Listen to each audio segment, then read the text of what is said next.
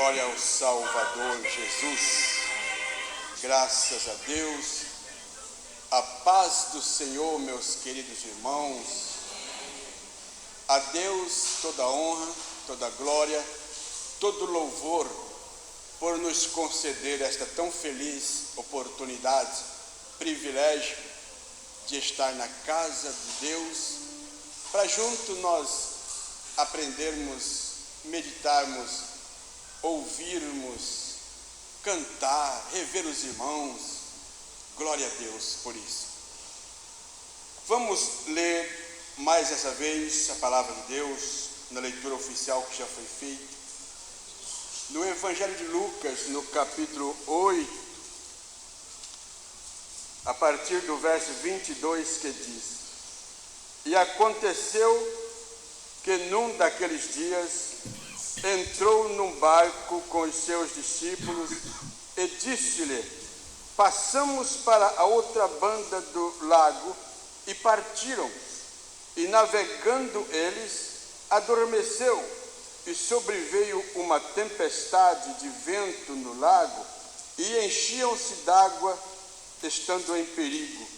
E chegando-se a ele, o despertaram, dizendo: Mestre, mestre, perecemos. E ele, levantando-se, repreendeu o vento e a fúria da água, e cessaram, e fez-se bonança.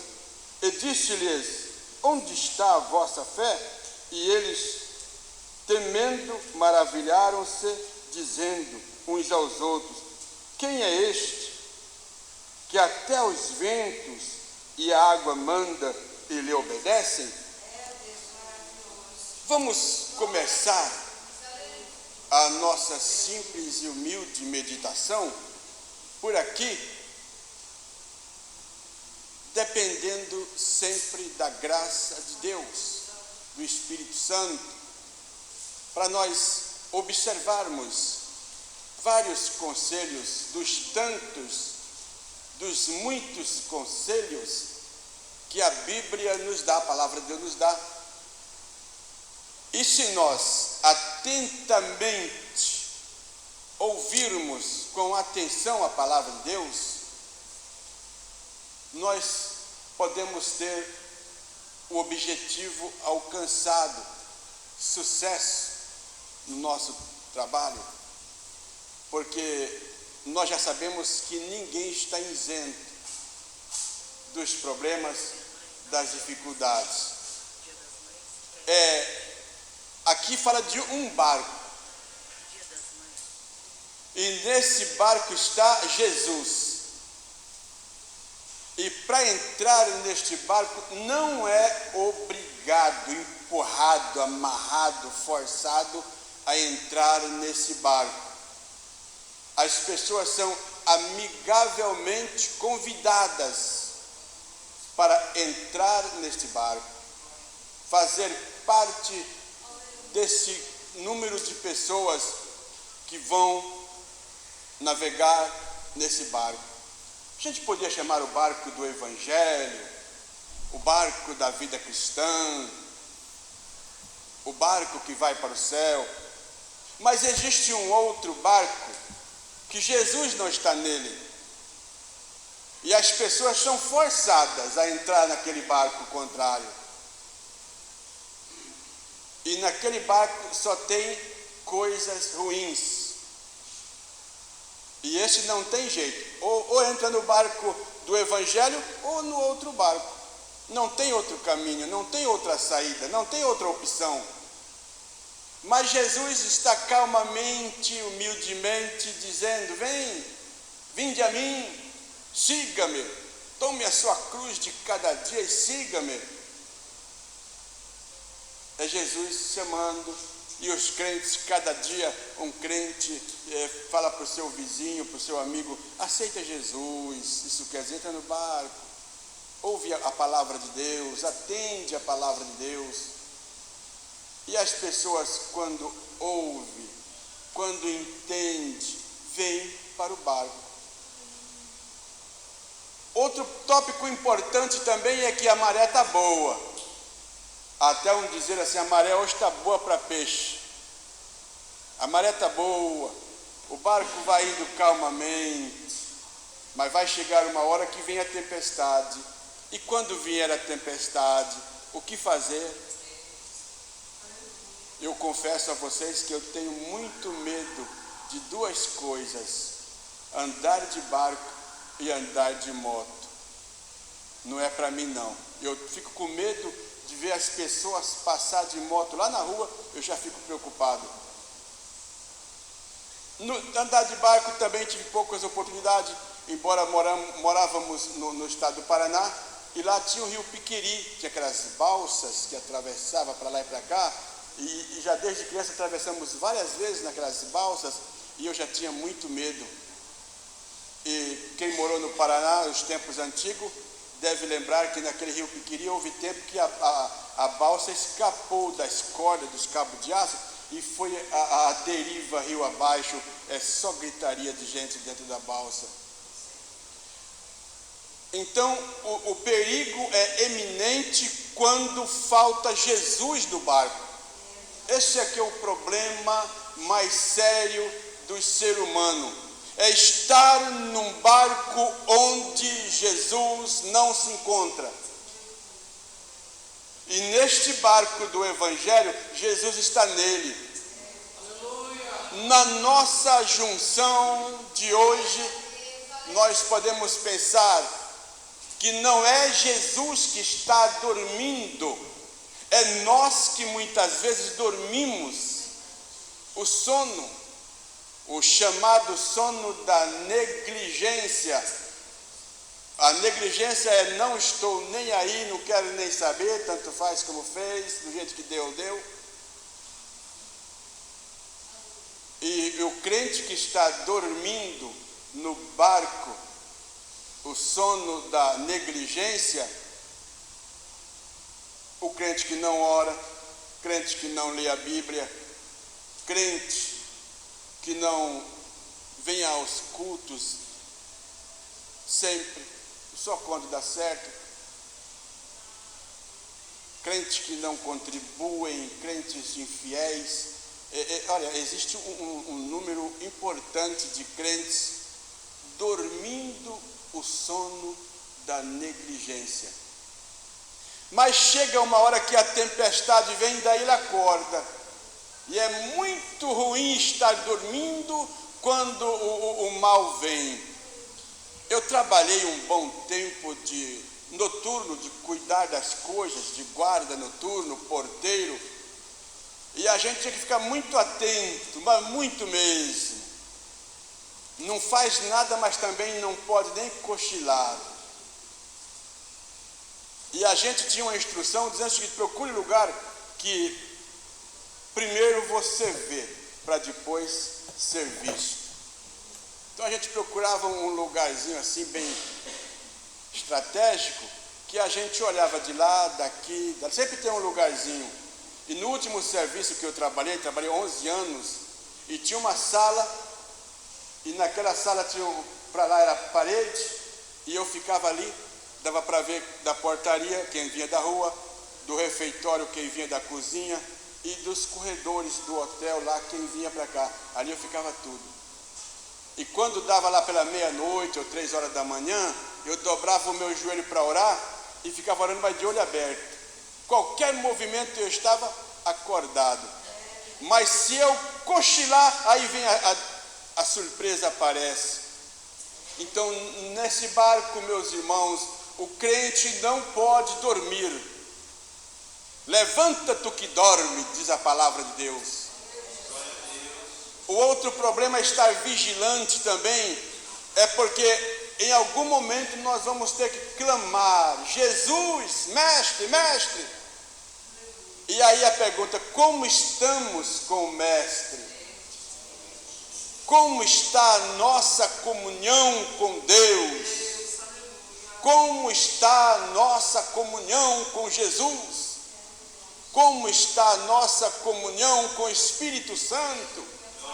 Como está a nossa comunhão com a igreja, com os nossos irmãos? Estamos vigilantes, acordados, atenciosos. porque o vendaval vai vir. E não adianta dizermos, sabe por que eu sofro assim? Porque eu sou crente, agora eu sou de Deus, agora eu sou de Jesus. Mas, irmãos, tem tanta gente que não é de Deus, não é de Jesus, não tem Deus, não tem Jesus, mas está num sofrimento tremendo.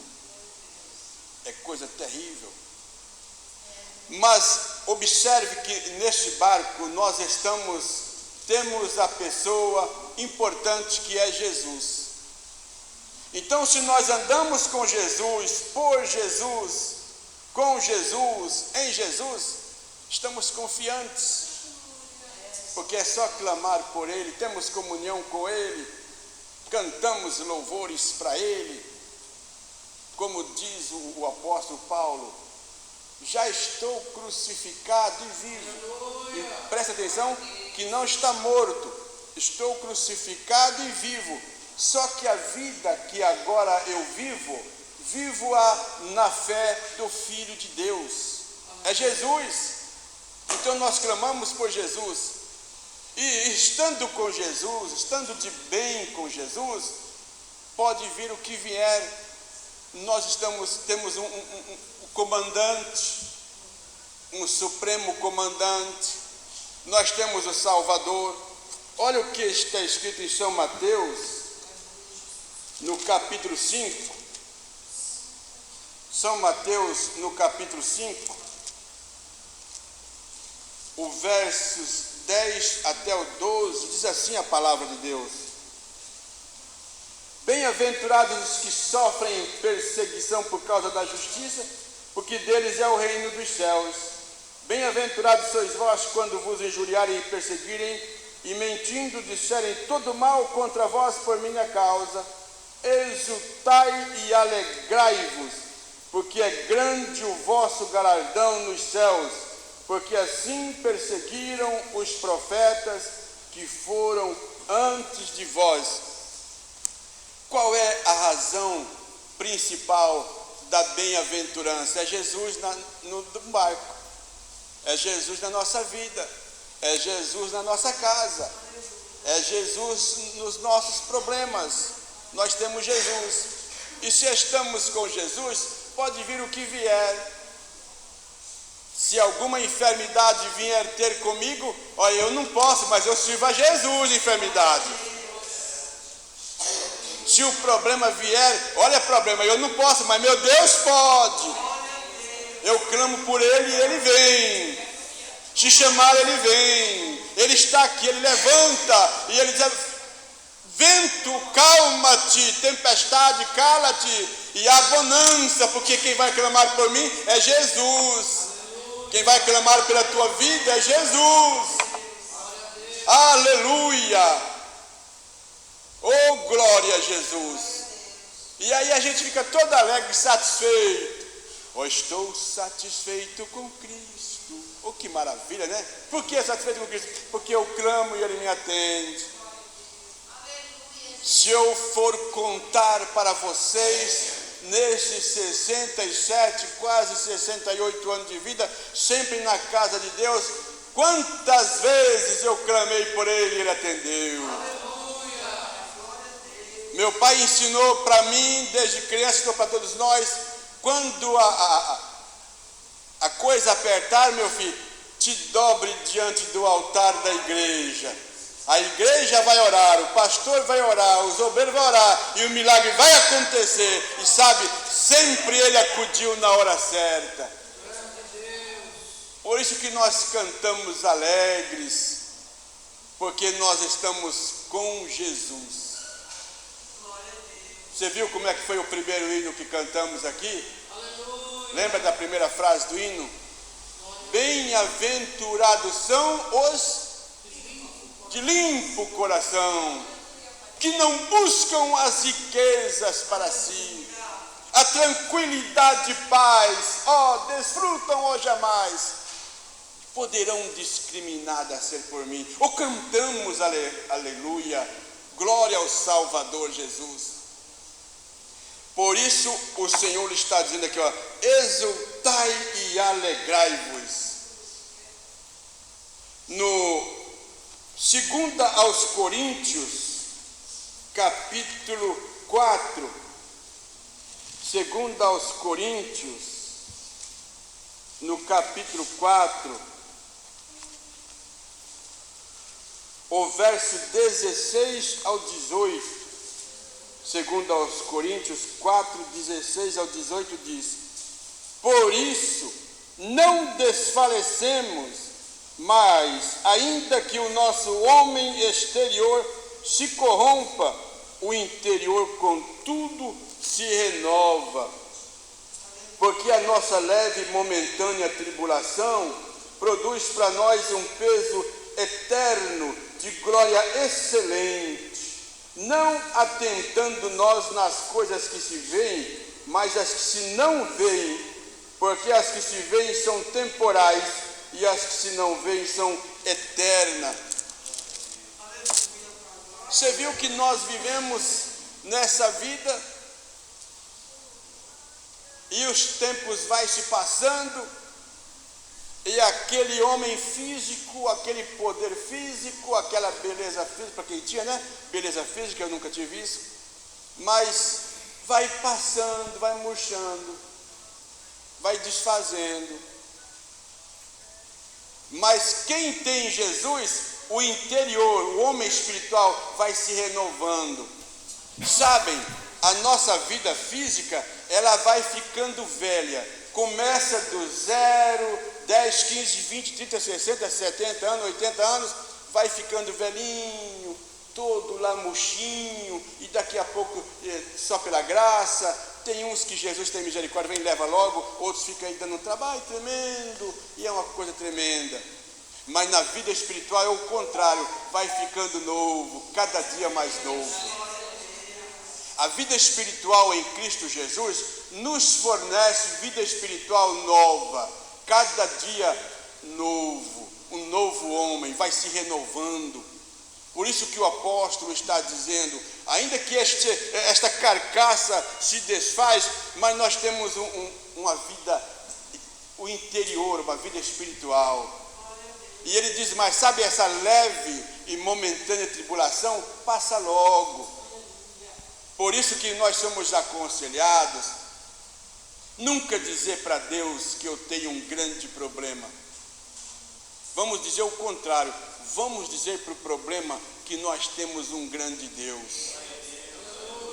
Mesmo que seja doença para a morte, mesmo que alguém diga, vai morrer, mas Jesus fala, vai viver, vai viver. Se não viver aqui, mas vai viver a vida eterna. E a nossa esperança não é só nessa vida. Se nós esperássemos só nesta vida, seríamos miseráveis pecadores, mas a nossa esperança é a vida eterna. Glória a Deus. Primeira do apóstolo Pedro, é uns conselhos bons que a Bíblia nos dá. Primeira do apóstolo Pedro, capítulo 5, versos 10 e 11. Diz assim a palavra de Deus: e o Deus de toda graça, que em Cristo Jesus vos chamou à sua eterna glória, depois de haverdes padecido um pouco, Ele mesmo vos aperfeiçoará, confirmará, fortificará e fortalecerá. A Ele, a Deus, seja glória, poderio para todos sempre. Amém. Sabe, Deus chamando, a palavra de Deus chamando, e nós atendemos o chamado de Deus, nós atendemos o chamado de Jesus, nós atendemos o chamado do Evangelho, e às vezes padecemos um pouco. Isso aqui é só um pouquinho. A Bíblia diz que os problemas, as tribulações, as adversidades que nós enfrentamos nesta vida, nem se pode comparar com a glória que nós teremos lá na vida eterna, meus irmãos. Daí o porquê da nossa alegria. Mas alguém pode dizer, eu sou fraco, né? Igual eu fui no Paraná, lá numa fazenda, tinha um bicho no meio das galinhas, um bicho nojento. Tô fraco, e dava comida, enche de milho, tô fraco, come, tá fraco, continua comendo, tá fraco, tô fraco. O bicho come o dia inteiro reclamando, tô fraco.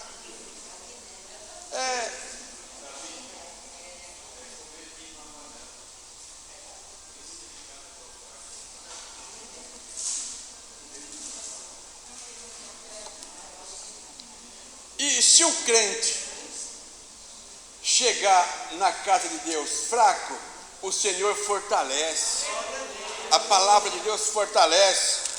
E se faltar perfeição, mas eu sou tão imperfeito, aquela irmã é tão imperfeita, nós estamos no lugar certo, irmãos. Nós nos achamos, nos encontramos no lugar certo, onde quem tem toda a técnica, toda a prática, todo o poder de aperfeiçoar está aqui, é Jesus. Ele aperfeiçoará, Ele fortificará, Ele fortalecerá. Então não precisa ter medo de nada. Nós não tememos a nada, porque o nosso Deus é aquele que nos fortalece. E muitas vezes, depois que passa, né? Depois que passa o problema, a gente canta vitória, não é isso? E às vezes a gente gostaria assim, irmão, eu gostaria de ter um testemunho, uma grande vitória. Mas lembra que para se contar uma grande vitória, antes tem que ter uma grande tribulação, uma grande luta. Não é, já pensou que gostoso que é a gente contar uma grande cura? Meu Deus, que maravilhosa cura! Eu queria tanto contar uma grande cura, mas antes tem que passar por uma grande enfermidade. Então é melhor a gente ficar quieto com certas orações, é melhor não falar nada, do que a gente falar coisa. Eu me lembro, estou me lembrando, a gente lê a Bíblia, né? E lembra de uma história de como é que foi? Foi a mãe dos dois rapazes, ou eles chegaram, acho que a mãe dele chegou e falou assim, Senhor, concede para os meus 2 filhos no teu reino, um sentar à direita e outro à esquerda. Aí Jesus falou assim, mas eles podem beber o cálice que eu bebo? Eles podem ser batizados no batismo com que eu fui batizado? Pode, irmão. Tem coisa que a gente tem que falar que não dá não, irmão. Sabe de uma coisa? Mesmo se um anjo aparecer para você e falar certas coisas, pensa no que vai responder. Eu lembro de um homem que chegou para Jesus e disse, Senhor, me ajuda aí, meu filho, a situação. Meu filho, criado, não lembro bem como é que era a história.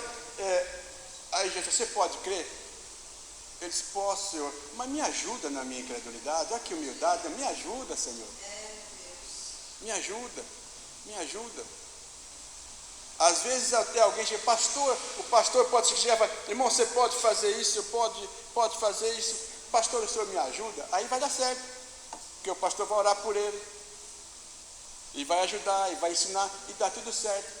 Agora, se estufar o peito, não, eu vou, porque eu faço, não dá em nada, irmão. Chegou aqui nesse púlpito, não faz muitos anos atrás, um pregador que veio da China, acho que sei lá, deve essas coisas, e disse assim, mandou para o irmão aí, tira a foto aí, porque hoje eu vou fazer. Fez nada. Botar fogo, meu Deus, queimar a nossa igreja, irmão? Botar fogo na igreja. Sabe o que? Não deu em nada.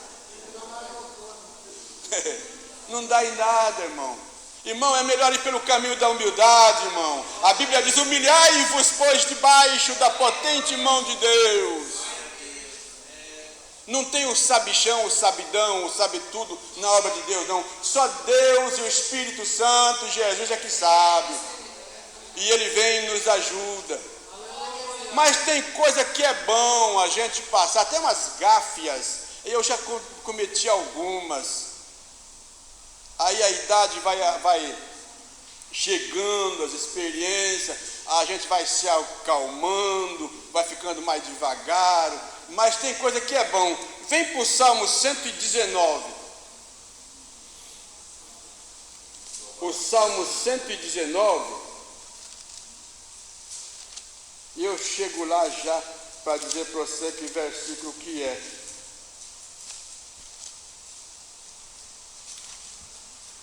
O Salmo 119, o verso 71 e o 72.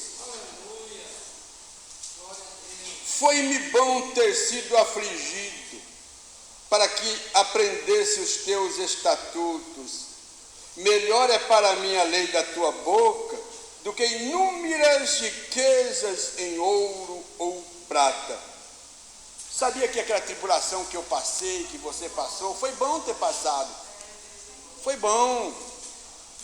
Pode vir a tribulação que for, o problema que for, se a gente tiver Jesus juntinho, vai embora, irmão. Você é mais que vencedor, você é mais que vencedora. Pode cantar, já que a vitória vai vir, porque está junto com quem sabe. Eu costumo dizer para Deus em momentos difíceis, eu digo, eu não sei, mas o Senhor sabe. Eu não tenho, mas o Senhor tem. Eu não vou, mas o Senhor me leva. Eu não consigo, mas o Senhor consegue. E humilhando debaixo da potente mão de Deus, quando eu vejo, estou lá do outro lado. Sabe por quê? Porque junto com Jesus dá certo. Oh, glória a Deus. É melhor do que ouro e prata. Eu não fui investigar na exegese, na homilética, na hermenêutica, o que é ouro e prata. Mas ouro e prata pode representar um nome grande, uma autoridade grande. A pessoa chegou lá na escamada da sociedade, lá e está cheio da fama. Como também pode representar riquezas, honras, glória. O que adianta ter tanta fama, ser lá o grandão, mas se eles blasfemar contra Deus, como muitos fazem e fizeram e se deram mal, pessoas de uma potência tremenda chegaram até um certo posto e diz, agora nem Deus me impede, vem um ventinho de nada e derruba, ele não existiu mais, parou de existir.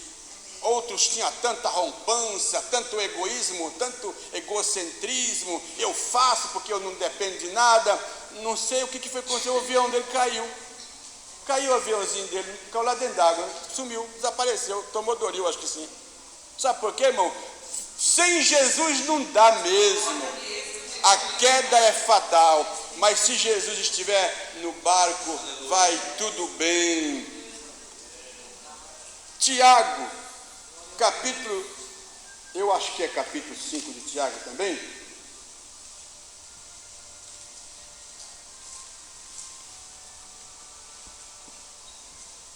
Isso. Tiago capítulo 5, os versos 10 e 11. Olha como é bom ser humilde. Tiago 5, versos 10 e 11 diz assim: meus irmãos, tomai por exemplo de aflição e paciência os profetas que falaram em nome do Senhor. Eis que temos por bem-aventurados que sofreram.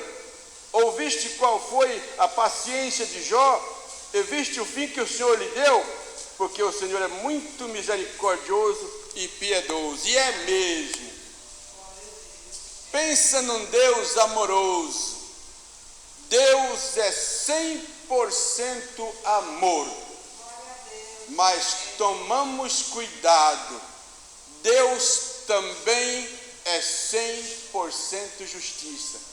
Ele é muito amoroso e piedoso, e aqueles que vão humildemente à sombra do Onipotente vai alcançando vitória. Sofre, às vezes sofre, paga cada preço caro. Alguém olha para ele, daqui a pouco não vai existir mais, morreu, esse já era, vai morrer. Não vai ter mais jeito. Daqui a pouco ele levanta, bate a poeira, balança a cabeleira e sai para frente e está vivo de novo. Venceu porque estava à sombra do Onipotente. Venceu porque estava com Jesus no barco. Veio a tempestade, ele clamou: Jesus, mestre, não se dá que perecemos. Tem comunhão com o mestre e o mestre diz: vento, acalma-te, cala-te, vento, mar, aquieta-te. E o crente levanta a bandeira da vitória, glória a Deus. Ouviste qual foi a paciência de Jó? Todos os tempos, quando as coisas apertam muito, aí a nossa mente vai logo no que Jó passou.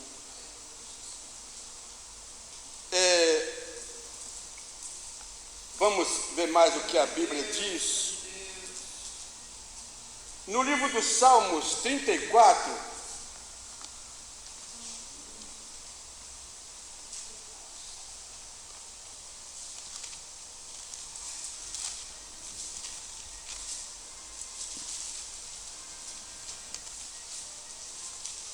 olha o que diz o Salmo 34, a partir do verso 19. Muitas são as aflições do justo, mas o Senhor o livra de todas. Ele lhe guarda todos os seus ossos, nem sequer um deles se quebra. A malícia matará o ímpio, e o que aborrece o justo será punido. O Senhor resgata a alma dos seus servos, e nenhum dos que nele confiam será condenado. Nós somos justos, servos de Deus, e estamos nos aperfeiçoando cada dia, nos fortalecendo cada dia, melhorando cada dia, mas nós não estamos livres dos problemas.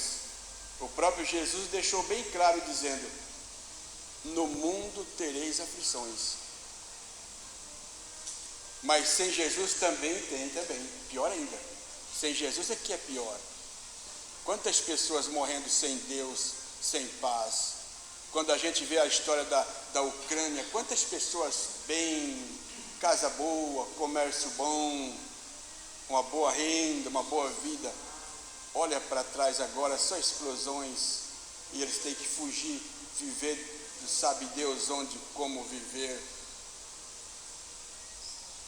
Mas quem está com Jesus, passa também, só que tem Jesus. Tem Jesus. E quem crê em Jesus, quem obedece a Jesus, quem anda com Jesus, não é condenado. Vai viver sempre. 1 de Pedro, capítulo 3.